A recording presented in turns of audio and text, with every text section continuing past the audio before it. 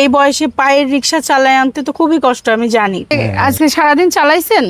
চালাতে পারিনি। আরে আল্লাহ, সারাদিন পরে এখন রিক্সা চালাতে এসে। আচ্ছা চাচা, এই ঈদের সময় নতুন পাঞ্জাবি পরছিলেন?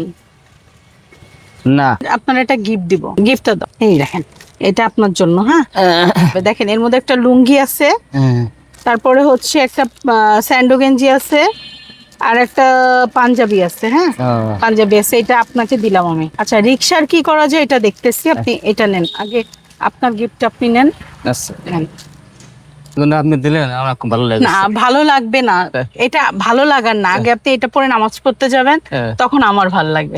আপনি নামাজ পড়বেন, আমার জন্য দোয়া করবেন। আচ্ছা, এই রিক্সা ঠিক করতে যেতে হবে, তাই না?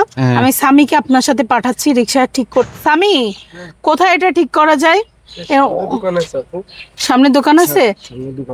তাহলে তুমি চাচারে নিয়ে যাও, আর কয় টাকা খরচ হয় এখানে আগে ঠিক করতে দাও। আর এটা ঠিক না করলে উনি, তোমার যেটা ভালো মনে হয়, ওনারা যেটা বলো ওইটা করো। হ্যাঁ, বউ অসুস্থ, অপারেশন করা, চালও নেই। এখন এই ঠিক করতে কয় টাকা লাগবে?